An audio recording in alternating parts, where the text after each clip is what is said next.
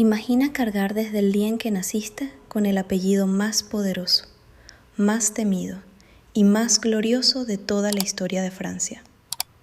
No como una curiosidad familiar, ni como un dato de conversación en una cena, sino como una identidad completa, una herencia que pesa más que cualquier corona física, más que cualquier trono dorado, más que cualquier ejército marchando bajo banderas imperiales.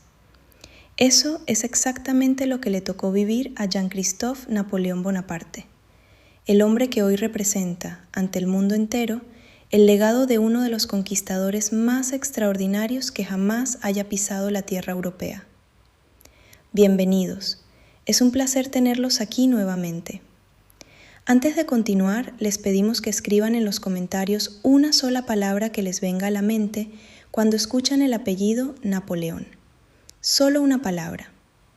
Sus respuestas nos dicen mucho sobre cómo la historia vive en cada uno de nosotros.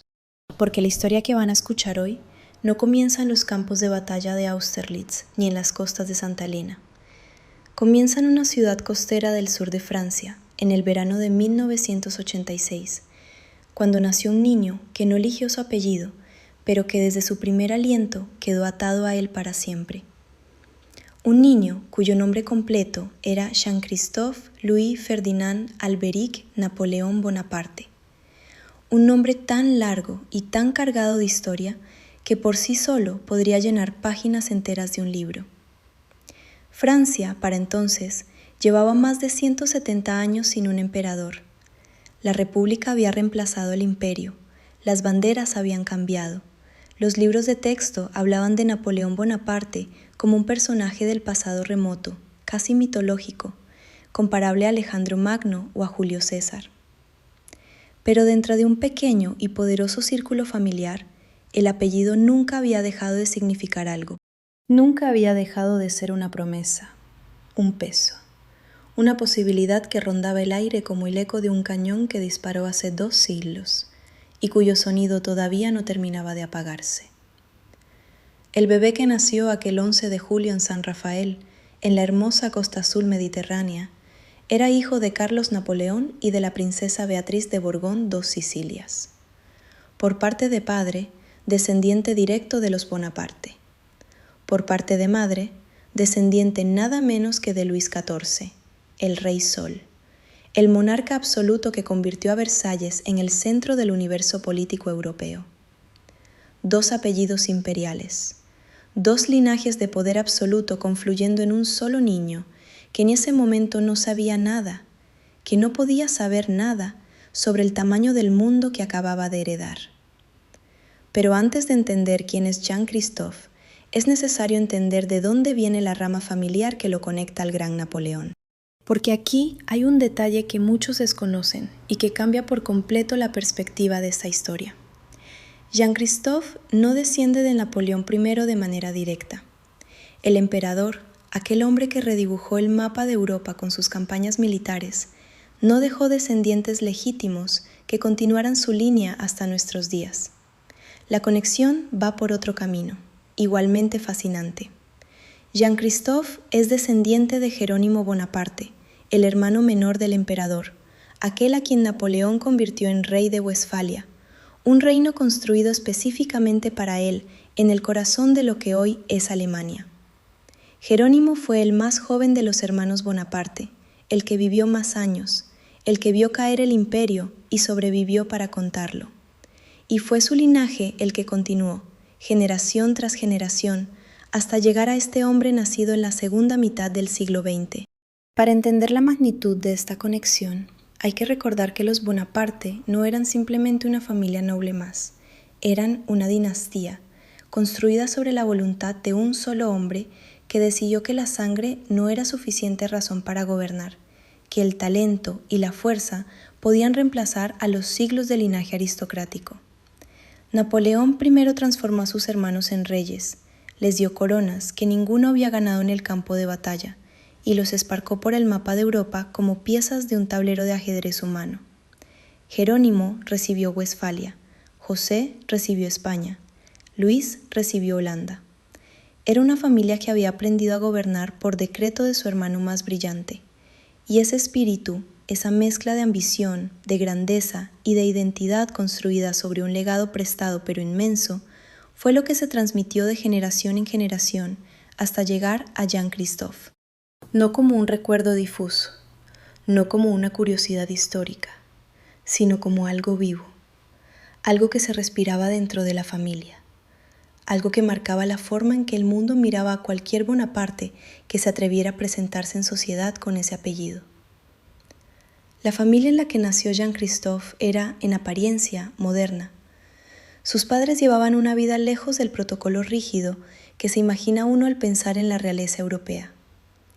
Carlos Napoleón, su padre, era un hombre que había crecido con las ideas revolucionarias del Mayo del 68 francés, aquel movimiento estudiantil que sacudió los cimientos de la sociedad occidental y que propuso una forma radicalmente nueva de entender la libertad, la política y la identidad. Carlos había abrazado los principios republicanos, lo cual resultaba, cuando menos, paradójico para el hijo de un pretendiente al trono imperial de Francia. Esa contradicción entre el apellido y las convicciones personales del padre iba a tener consecuencias enormes en la vida de Jean-Christophe, aunque el niño no podría saberlo durante años. Por el momento, lo que había era simplemente una familia joven en la Costa Azul, con un bebé recién nacido y una hermana mayor llamada Caroline Marie. Una imagen doméstica, casi ordinaria, que no daba ninguna pista visible sobre la tormenta dinástica que se estaba cocinando a fuego lento en la generación anterior. Porque el verdadero drama no estaba en la habitación del bebé, estaba en la relación entre Carlos Napoleón y su propio padre, el príncipe Luis Napoleón, abuelo paterno de Jean-Christophe. Luis era un hombre de convicciones firmes, un aristócrata que entendía la jefatura de la Casa Bonaparte como una responsabilidad sagrada, como una misión que exigía disciplina, respeto por las tradiciones y lealtad a los valores que el apellido representaba. Y su hijo Carlos, con sus ideas republicanas y su forma de vida, lo irritaba profundamente. Las tensiones entre padre e hijo se agudizaron cuando Carlos tomó una decisión que en el mundo aristocrático europeo tenía consecuencias formales y simbólicas muy serias. Se divorció de Beatriz de Borbón dos Sicilias y volvió a casarse, esta vez sin pedir el permiso de su padre. En cualquier otra familia, eso habría sido simplemente un episodio familiar doloroso pero privado. En la Casa Bonaparte, con sus códigos y su historia, fue una ruptura que tuvo consecuencias directas sobre el destino de un niño que entonces tenía apenas 3 años. Jean-Christophe tenía 2 años cuando sus padres se separaron. La fecha exacta del divorcio fue el 2 de mayo de 1989, apenas 2 meses antes del tercer cumpleaños del niño. Una edad en la que los recuerdos no se forman todavía con nitidez, pero en la que el mundo emocional ya está completamente activo, ya registra ausencias, cambios, silencios que no se explican, pero que se sienten con la intensidad de una tormenta eléctrica. La infancia de Jean-Christophe transcurrió, por tanto, marcada desde el principio por esa fractura familiar.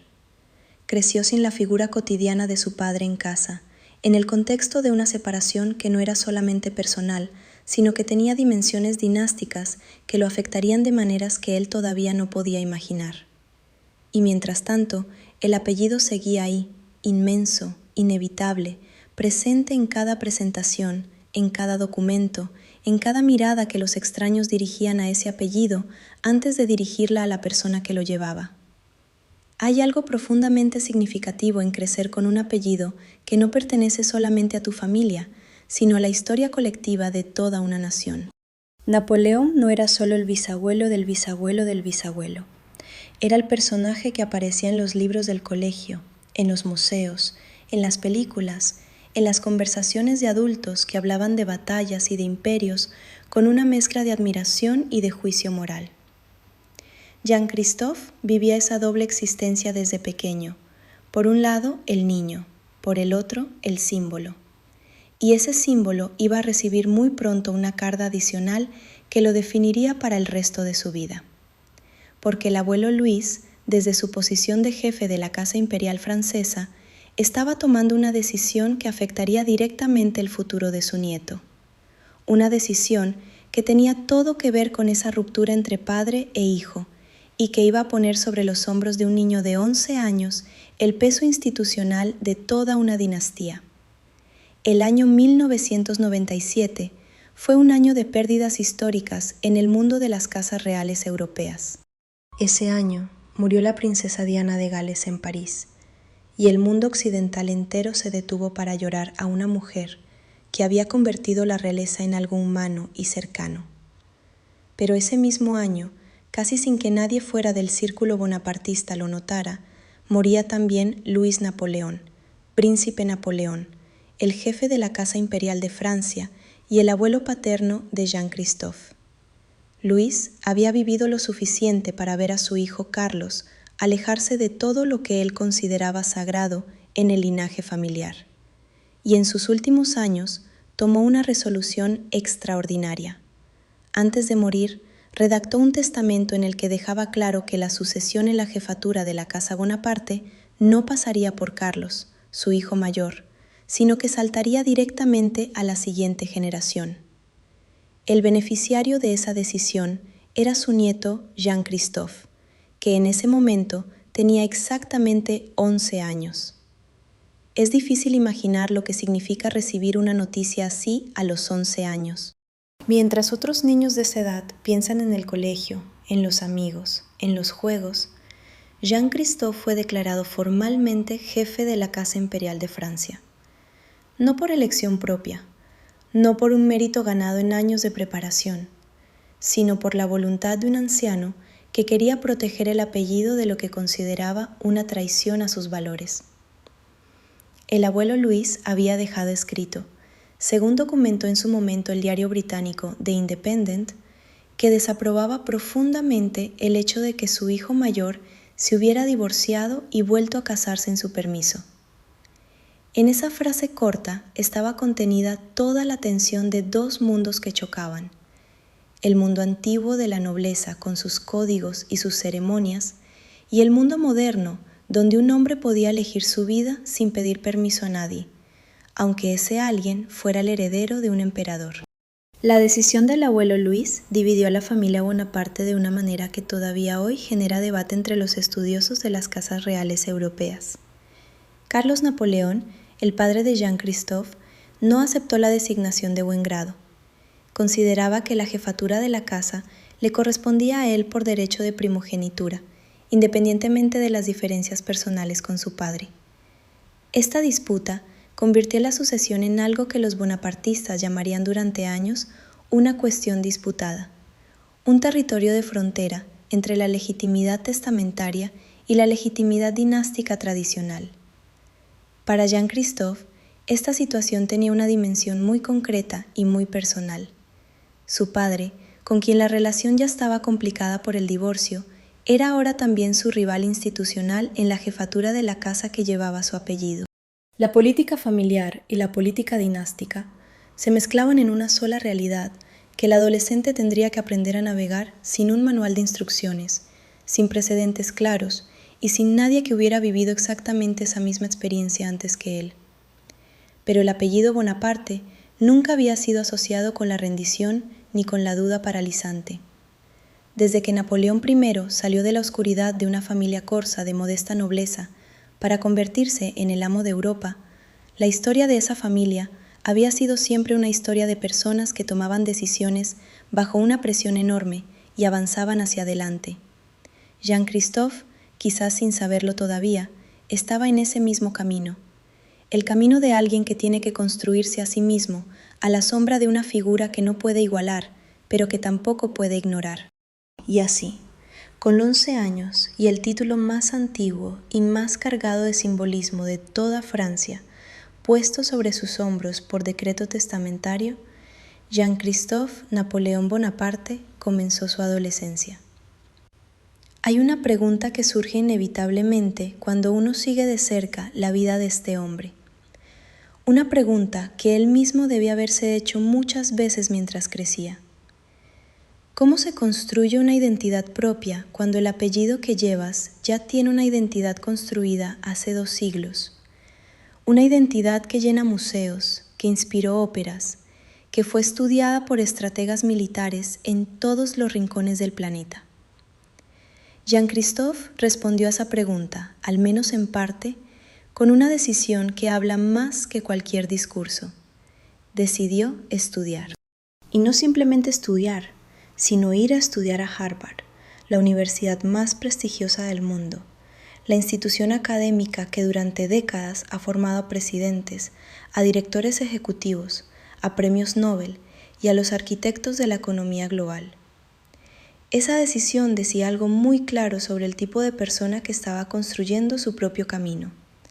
Estudiar en Harvard significaba cruzar el Atlántico, alejarse del peso físico y geográfico del apellido, instalarse en un ambiente donde los apellidos europeos del siglo XIX significaban mucho menos que la capacidad intelectual demostrada en el aula. Cambridge, Massachusetts, era un lugar donde nadie iba a reverenciar a Jean-Christophe por ser el heredero dinástico de la casa Bonaparte.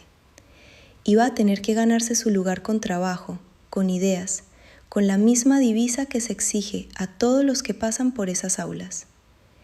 Y en ese ambiente fue donde se perfiló la carrera que lo definiría profesionalmente. Jean-Christophe se orientó hacia el mundo de las finanzas y las inversiones, un terreno donde la precisión analítica, la tolerancia al riesgo y la visión estratégica son las herramientas fundamentales.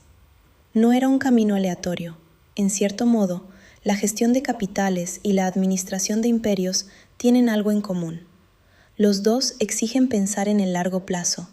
Los dos exigen entender que las grandes victorias rara vez se ganan con una sola batalla. Después de Harvard, el camino profesional de Jean-Christophe lo llevó a Londres. La capital británica, que durante siglos había sido la gran rival de Francia y el escenario desde el cual el gobierno inglés había financiado coalición tras coalición para derrotar al primer Napoleón, era ahora el hogar de su heredero dinástico. Hay una ironía histórica en eso que resulta casi novelesca. El nieto del nieto del nieto del adversario más odiado de Wellington vivía y trabajaba en la ciudad que Wellington había defendido con su vida. Londres era, sin embargo, el centro financiero más importante de Europa occidental, y Jean-Christophe tenía ambiciones en ese terreno.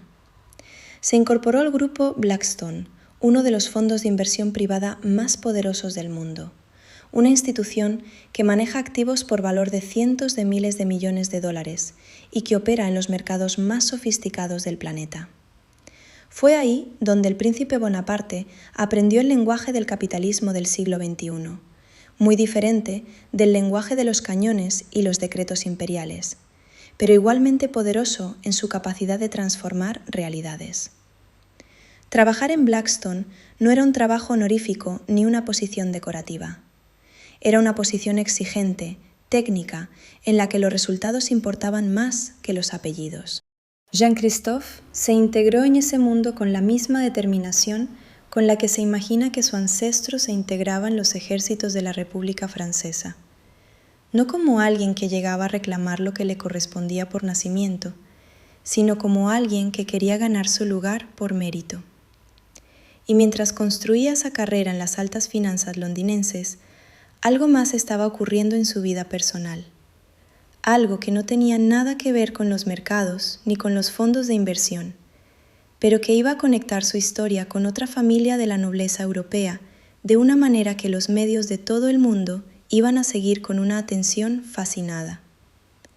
La conoció en París. Ella se llamaba Olympia von Arco-Sinneberg, condesa de una familia de la nobleza bávara de antigua tradición. Una joven que combinaba raíces aristocráticas con una formación académica de primer nivel. Olympia había llegado a París para estudiar en el extranjero, como tantos jóvenes europeos que buscan en la capital francesa algo que va más allá de la lengua y la cultura, esa calidad indefinible que París proyecta sobre quien la visita y que convierte el tiempo pasado en esa ciudad en una referencia permanente para el resto de la vida. Fue en ese contexto, en la ciudad que lleva el sello de Napoleón en cada piedra de sus avenidas y en cada cúpula de sus monumentos, donde Jean-Christophe y Olympia se encontraron. El amor entre un heredero Bonaparte y una condesa bávara tenía, para quienes conocían la historia europea, resonancias casi simbólicas. Los Bonaparte y los estados alemanes habían mantenido relaciones complejas durante la era napoleónica, alternando entre la colaboración forzada, la admiración y el conflicto abierto. Y ahora, 2 siglos después, un heredero de esa historia se enamoraba de una mujer cuya familia tenía raíces precisamente en esa región. Olimpia, por su parte, no era simplemente la novia del príncipe, era una mujer formada, independiente, que completó sus estudios en Yale con un grado en ciencias políticas, una de las universidades más selectivas del mundo. Su perfil académico era el reflejo de alguien que había tomado en serio su propia formación intelectual, con independencia del apellido que llevara o del hombre con quien compartiera su vida. 2 personas construidas a sí mismas en universidades de élite, con visiones propias del mundo, que se encontraban en el cruce entre la historia y la modernidad. El 19 de octubre de 2019, París fue el escenario de una boda que generó una cobertura mediática internacional difícil de ignorar. Jean-Christophe Napoleón Bonaparte se casaba con la condesa Olimpia von Arco-Zinneberg, en uno de los lugares más cargados de significado histórico de toda Francia. El lugar elegido no fue casual, no podría haberlo sido. La ceremonia se celebró en la Catedral de Saint-Louis des Invalides, el templo que forma parte del complejo arquitectónico de los Inválidos, en el corazón de París. Y en ese mismo complejo, a pocos metros del altar donde Jean-Christophe pronunciaba sus votos, descansa para siempre el cuerpo de Napoleón I Bonaparte, el hombre cuyo apellido y cuya leyenda son la razón de que el mundo entero prestara atención a esa boda. Casarse en el mismo recinto donde reposa el ancestro fundador de tu dinastía es un gesto cargado de simbolismo. Es una forma de decir, sin palabras, que el pasado y el presente no están separados por un abismo infranqueable, que hay una continuidad entre el hombre que redibujó Europa a principios del siglo XIX y el hombre que en el siglo XXI formaliza su compromiso rodeado de historia viva. A la ceremonia asistieron representantes de varias casas reales europeas y figuras del mundo diplomático y financiero. La prensa cubrió el evento con un interés que mezclaba la fascinación por la historia y la curiosidad por la actualidad, preguntándose en voz alta qué significaba exactamente en la Francia del siglo XXI que el heredero del apellido más famoso de la historia del país se casara en el corazón de París con toda la pompa de una dinastía que oficialmente no existía, pero que emocionalmente seguía muy presente. Pero para entender completamente a Jean-Christophe, hay que entender también la figura del primer Napoleón desde la perspectiva de lo que esa figura significa para un heredero que no lo conoció, que no puede reclamar una relación personal con él, pero que lleva su apellido como quien lleva un monumento en la espalda. Napoleón Bonaparte nació en Córcega en 1769, apenas un año después de que esa isla pasara a ser territorio francés. Fue militar antes de ser político, político antes de ser cónsul, cónsul antes de ser emperador. Cada paso de su ascenso fue el resultado de una combinación de talento extraordinario, oportunismo inteligente y una voluntad que sus contemporáneos describían como algo cercano a lo sobrenatural.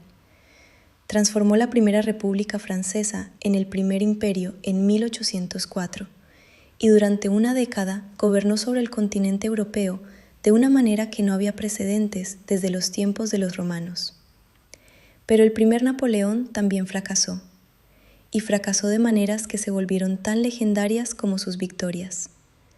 La campaña de Rusia en 1812, la derrota de Waterloo en 1815, el exilio en Santa Elena, donde murió en 1821.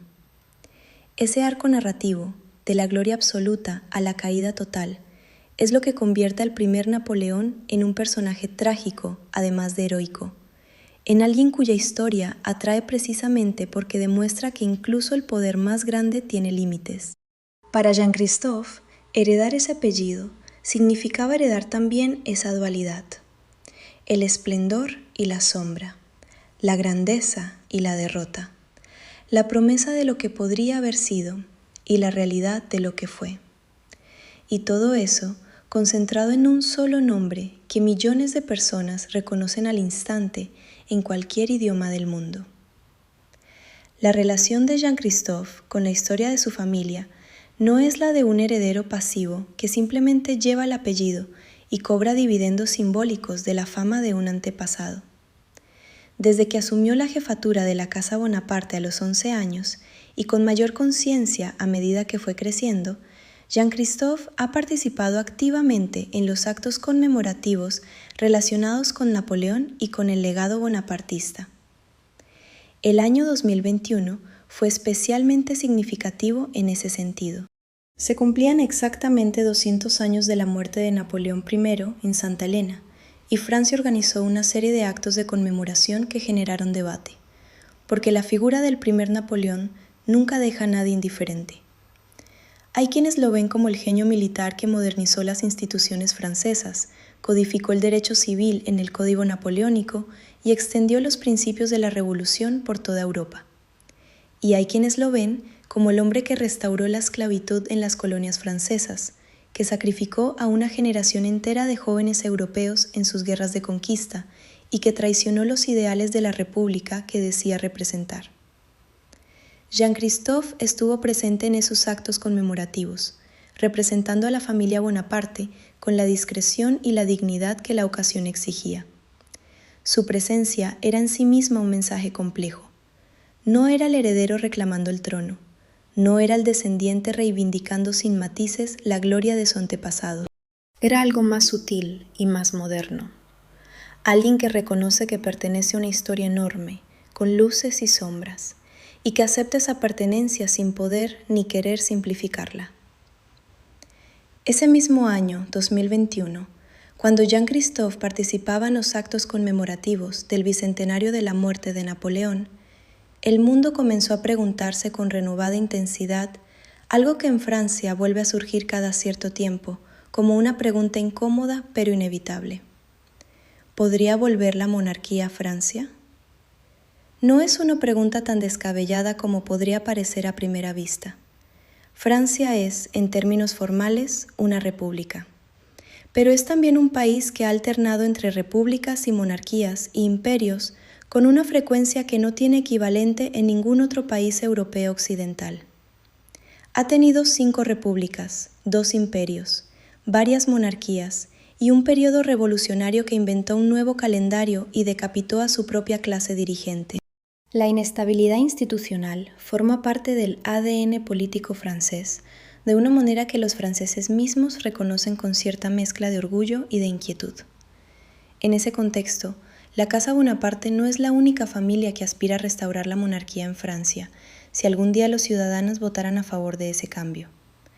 También están la Casa de Orleans y la Casa de Borbón, cada una con sus propias pretensiones históricas y sus propios argumentos genealógicos.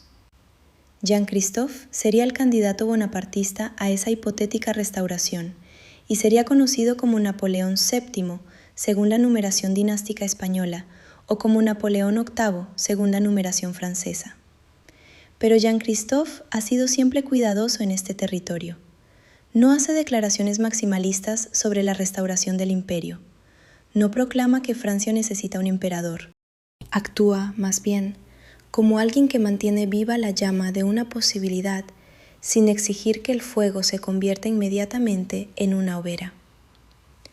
En noviembre de 2023, el nombre de Jean-Christophe Bonaparte volvió a aparecer en los titulares de la prensa internacional. La razón fue el estreno en Londres de la película Napoleón, dirigida por Ridley Scott y protagonizada por Joaquin Phoenix, una superproducción cinematográfica que intentaba llevar al gran público una versión de la vida del primer Napoleón. Jean-Christophe fue uno de los invitados más destacados al estreno londinense. Su presencia convirtió instantáneamente a un evento cinematográfico en un momento con resonancias históricas reales. Ahí estaba, en carne y hueso, un hombre que lleva el apellido Bonaparte, que es el jefe reconocido de la Casa Imperial Francesa, asistiendo al estreno de una película sobre su antepasado más famoso. Los fotógrafos se agolpaban a su alrededor, Los periodistas querían su opinión. El mundo quería saber qué pensaba el heredero sobre la representación que Hollywood hacía de su familia. La película de Ridley Scott generó controversia entre los historiadores y entre los seguidores de la tradición bonapartista. Algunas escenas fueron consideradas históricamente imprecisas. Algunas interpretaciones del personaje generaron debate. Pero el efecto colateral de la película fue algo que ningún libro de historia académico habría conseguido por sí solo. Millones de personas en todo el mundo comenzaron a buscar información sobre Napoleón, sobre los Bonaparte, sobre lo que había pasado con esa familia después del fin del imperio. Y muchas de esas búsquedas llevaban inevitablemente a Jean Christophe, al hombre vivo que llevaba ese apellido, al heredero del siglo XXI, a la respuesta a la pregunta de qué había pasado con los Bonaparte después de que cayera el último cortinado del escenario imperial. Jean Christophe no se quedó para siempre en Blackstone. La misma mentalidad emprendedora que lo había llevado a Harvard y a Londres lo impulsó a dar un paso más en su carrera profesional. En 2022 cofundó Lion Capital, una empresa de capital de riesgo que se asocia con empresas europeas líderes en el sector de los servicios tecnológicos. El paso de empleado en un gran fondo global a cofundador de su propia empresa de inversión dice algo importante sobre el carácter de este hombre. No se conformó con la seguridad de una posición establecida. Eligió el riesgo calculado, la apuesta por su propia visión, la construcción de algo desde cero. Hay un eco en eso, quizás involuntario, de la tradición familiar. Los Bonaparte no habían sido nunca una familia que se contentara con heredar lo que otros habían construido. Habían sido siempre constructores, para bien y para mal, de realidades nuevas. Lion Capital opera desde Londres, donde Jean Christophe y Olympia establecieron su hogar. La pareja vive en la capital británica, lejos del ruido mediático de París, lejos del peso físico de los monumentos que llevan el apellido Bonaparte grabado en la piedra. Esa distancia geográfica puede leerse como una forma de libertad, como la elección de un hombre que necesita cierto espacio entre su persona y el mito que lo precede, para poder construir algo auténticamente propio. Pero la distancia física no equivale a la indiferencia histórica. Jean Christophe sigue siendo el jefe de la casa Bonaparte, sigue representando al linaje en las ocasiones que lo requieren, sigue siendo la cara visible de una familia cuyo apellido sigue despertando reacciones intensas en millones de personas alrededor del mundo. Existe un aspecto de la vida de Jean Christophe que rara vez aparece en los artículos de prensa, pero que cualquier persona que haya reflexionado sobre su situación puede imaginar con cierta facilidad. El aspecto psicológico. El peso interior de ser el portador de un apellido que no tiene equivalente en la historia occidental moderna. No hay manual para eso. No hay terapia específicamente diseñada para alguien en esa posición. Cuando Jean Christophe era niño y sus compañeros de colegio descubrían que se llamaba Bonaparte, ¿qué ocurría? ¿Admiración? ¿Burla? ¿Asombro? ¿Preguntas incómodas? Cualquiera que haya tenido un apellido famoso, aunque sea en escala muy inferior, sabe que esa condición moldea la identidad de maneras que no siempre son visibles desde fuera. Y en el caso de Jean Christophe, el apellido no era simplemente el de un político o un artista conocido. Era el de un hombre que había sido durante años el gobernante de casi toda Europa occidental. Un nombre que aparece en centenares de películas, en miles de libros, en los nombres de calles de ciudades en todos los continentes. Llevar ese apellido es una forma de ciudadanía involuntaria en la historia colectiva de Occidente. Al mismo tiempo, hay algo liberador en la conciencia de que nadie puede igualar al primer Napoleón. Si el listón es tan alto que ningún ser humano razonable podría alcanzarlo, entonces la única opción sensata es construir tu propia historia paralela, sin pretender ser la continuación de algo inimitable, sino siendo auténticamente lo que eres. Y ese parece ser, en esencia, el camino que Jean Christophe ha elegido.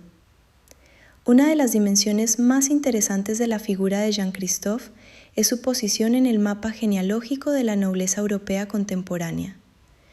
A través de su madre, la princesa Beatriz de Borbón dos Sicilias, Jean-Christophe no solamente es heredero Bonaparte, es también descendiente directo de Luis XIV de Francia, el monarca que gobernó durante 72 años, el reinado más largo de cualquier soberano europeo de la historia.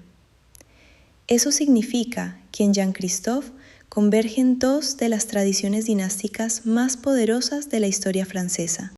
Los Bonaparte, que representaron la revolución convertida en poder absoluto, el mérito transformado en corona, la voluntad individual llevada al extremo de su posibilidad histórica. Y los Borbones, que representaron la monarquía de derecho divino, la legitimidad heredada durante siglos, el orden aristocrático que Napoleón I había desplazado y que sin embargo sobrevivió al imperio y siguió reclamando su lugar. Que esos dos linajes converjan en una sola persona es, históricamente hablando, una ironía de proporciones épicas. Luis XIV y Napoleón I fueron, en cierto modo, los dos arquetipos opuestos del poder absoluto francés. Uno lo encarnó como rey de sangre divina, el otro como gobernante surgido de la meritocracia revolucionaria. Y sin embargo, 2 siglos después de que ambos murieran, su sangre fluye mezclada por las venas del mismo hombre. La nobleza europea tiene esa capacidad de mezclar a los adversarios históricos en sus genealogías, convirtiendo lo que fueron conflictos de vida o muerte en parentescos que las generaciones posteriores registran en árboles familiares, sin necesariamente percibir la enormidad de lo que representan. A medida que Jean-Christophe Napoleón Bonaparte ha ido entrando en la madurez, su figura ha ganado visibilidad y complejidad al mismo tiempo. Ya no es únicamente el niño que heredó un título a los 11 años, ni el joven que estudió en Harvard y trabajó en Blackstone. Es ahora un hombre en sus 30 y tantos años que ha construido una carrera propia, una familia propia y una posición en el mundo que combina, de manera única, el pasado más glorioso de Francia con las herramientas y los lenguajes del presente. Casado con Olympia, viviendo en Londres, al frente de su propia empresa de inversión, Jean-Christophe representa algo que quizás no tiene un nombre exacto, pero que se puede intentar describir. Es el heredero de una tradición que no puede ser restaurada tal como fue, pero que tampoco puede ser simplemente archivada como algo muerto y terminado. Es el custodio de un apellido que pertenece a todos, porque ha entrado en la historia colectiva de la humanidad, pero que también le pertenece a él, en el sentido más íntimo y personal de la palabra. Los medios de comunicación lo buscan cada vez que el nombre de Napoleón vuelve a la actualidad. Cuando hay una película, cuando hay un aniversario, cuando hay un debate histórico sobre el legado del primer Napoleón. Y Jean-Christophe aparece, elegante, articulado, capaz de hablar sobre su antepasado con la perspectiva de alguien que ha dedicado años a entender esa historia, no solamente como un dato familiar, sino como una responsabilidad cultural.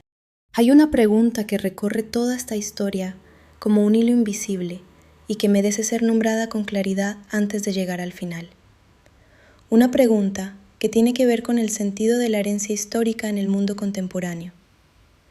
¿Para qué sirve ser el heredero de un apellido imperial en una república del siglo XXI? La respuesta, en el caso de Jean-Christophe, parece ser múltiple, y ninguna de sus partes es completamente satisfactoria por sí sola.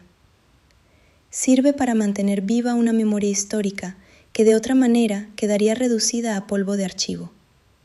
Sirve para recordar que las familias, como los países, tienen continuidades que atraviesan siglos y que no pueden ser borradas por decreto. Sirve para demostrar que un hombre puede llevar el peso de una historia enorme y construir al mismo tiempo una vida propia, moderna, sin dejarse aplastar por esa herencia ni renegar de ella. Pero también sirve para hacernos pensar, para hacernos preguntarnos, ¿qué es exactamente lo que transmitimos de generación en generación? No solo los títulos y los apellidos, sino las actitudes, los valores, las formas de enfrentarse al mundo. Jean-Christophe creció sin la estabilidad de una familia unida.